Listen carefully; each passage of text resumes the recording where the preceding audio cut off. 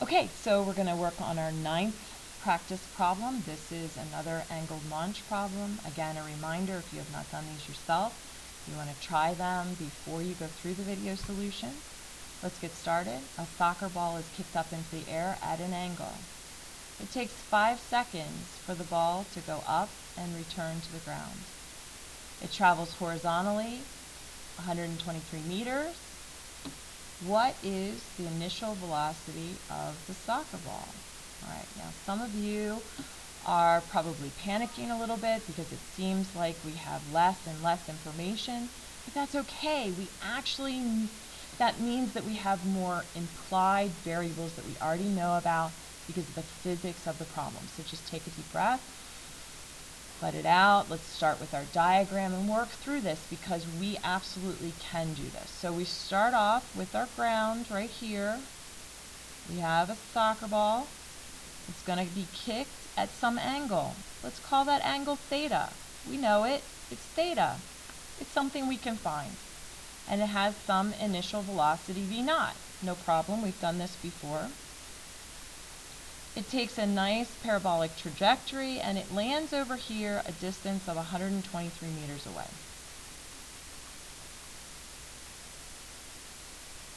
Okay? We want to find this initial velocity. All right, no problem. Let's look at how we break up this initial velocity. So v naught has an x and a y component, and the x component is v naught cosine of theta. Again, some of you are kind of starting to say, oh, I don't know. You do know. Let's just keep going through. If we get stuck, we'll figure it out, but I think we're in good shape. So we're going to start. There's a couple ways to do this problem. This is one way. So we're going to start here, v naught cosine of theta. And we know in the x direction we have no acceleration, so the initial and final velocity in the x direction are the same. V naught cosine theta. We know that my horizontal or x displacement is 123 meters, so we can plug that in. Okay. In the y, I know that my y component of my initial velocity is v naught sine theta. And I know that my displacement, I start and stop at the same vertical position, so my vertical displacement is 0. I have negative 9.8 meters per second squared here. And I know that I have 5 seconds is my time for it to make that entire trip. And so some of you might be saying, well, heck, the whole table's filled in. This is a good problem to have. It means that we can kind of relate x and y together. So there's several ways we can kind of deal with this. You can also recognize that if I start and stop at the same elevation, recall that from that last practice problem, right, that my final velocity here is this theta underneath, right, vf, and then this was just minus v naught sine theta, right? This is just minus v naught sine theta. All right, well, let's take a look at this. I have two unknowns, v naught and theta. And I have a lot of problems that I can kind of make a solution from. I could use the Pythagorean theorem, right? And try to pull something, an inverse tangent to try to pull something out. But let's just try to go with what we know. The easiest thing is to start with x. There's lots of ways of doing this, but let's start with x because that looks like a nice, easy formula and see if we can kind of make some progress. So x is equal to v naught t, all right? So I know t, I know the x displacement, I know this. So I have, let's get v naught by itself. So v naught equals x over t. So v naught is just v naught cosine theta. X is 123 over t, which is 5 seconds. So v naught cosine theta is 123 divided by 5. So that's 24.6. All right. Don't worry so much about the unit right now. Of course, it's a velocity, so it will have some meters per second, but we still don't know this cosine theta, so let's hold tight on this. So this is one formula. Let's look here to see if I can get another formula. And I want to try to avoid those ones with squared v terms, because the last thing I really want to deal with is, a whole bunch of v naught squared, sine squared of stuff. So let's pick the easiest one. The easiest formula I have in the y direction is the final y velocity is equal to the initial y velocity plus at, right? So I know t, I know a, and these two are the same, so let's put them on the same side. They're the same type of variable. Let's put them on the same side. So I have vy minus v naught equals at. And let's just plug in and see what we get.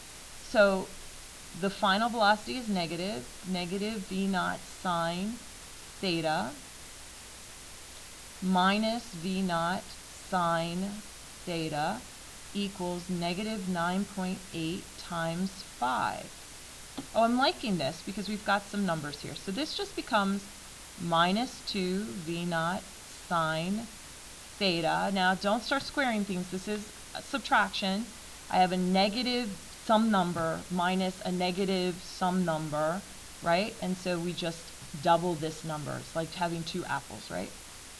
Okay, so on this other side we have 9.8 times 5, or I should say negative 9.8 times 5, which gives me negative 49. And that nasty old negative sign is going to go away. So we end up with v naught sine theta is 49 divided by 2. So 24.5. And we don't have to, worry here about what we're going to do. Those canceled out. Because I can solve either one of these for v naught and the other in terms of, and then plug it in. So let's just do some substitution here. I'm going to change color so that it's clearer. I'm going to solve this for v naught. So v naught is equal to 24.6 divided by the cosine of theta. And then I'm going to plug it in here.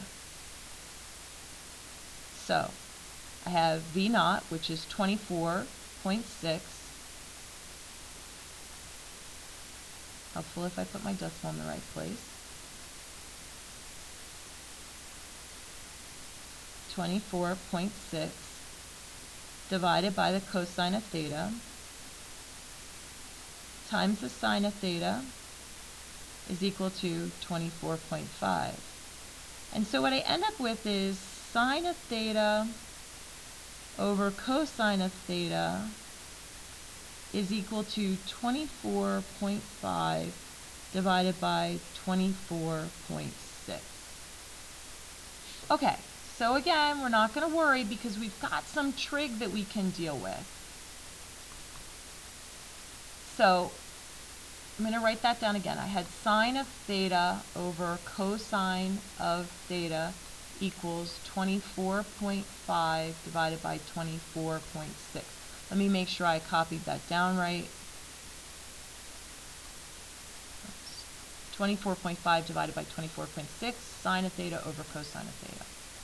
So I'm in good shape. So let's go back and look at our trig. Some of you will automatically recognize this as the tangent function, but for those of you who don't, let's do our SOHCAHTOA. All right, and so sine is opposite over hypotenuse. Division is just multiplying by the reciprocal. So the cosine is adjacent over hypotenuse. The reciprocal is hypotenuse over adjacent. And so this goes away, and this becomes opposite over adjacent or tangent of theta.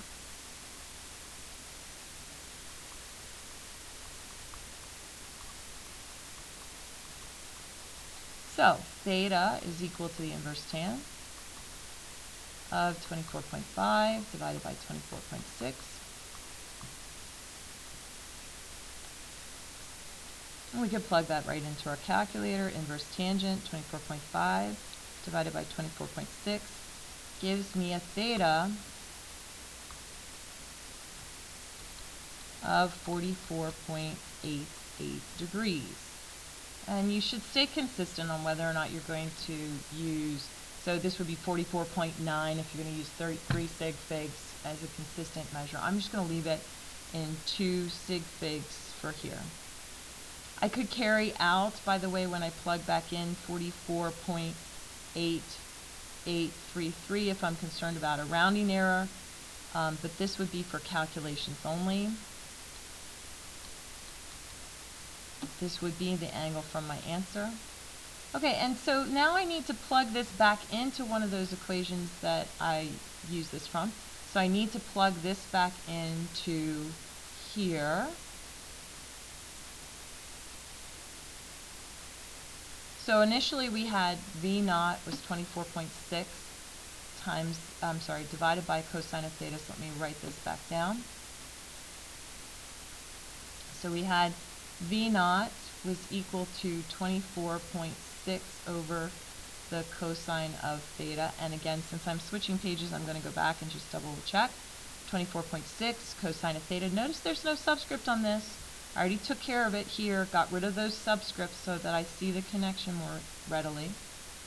So V naught is equal to 24.6 over cosine of 44.88, and I'll actually do both 44.88 and 44.883 just sort of so we see how big the rounding error is, if there is any. I think we're going to be pretty nominal here. 24.6 divided by the cosine of 44.88 gives me 34.72 meters per second. And just to take a second, 24.6 divided by the cosine of 44.8833 gives me 34.719.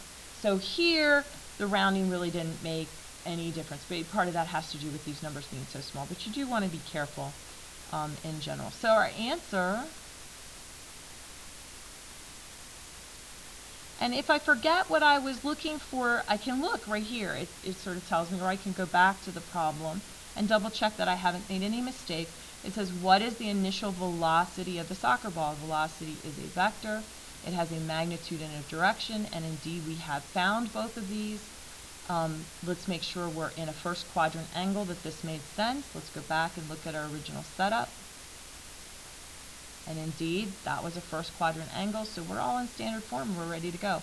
So my initial velocity is 34.72 meters per second at 44.88 degrees. And I don't need the north of east. It's a standard form angle. I'm all squared away. We did it. Good job.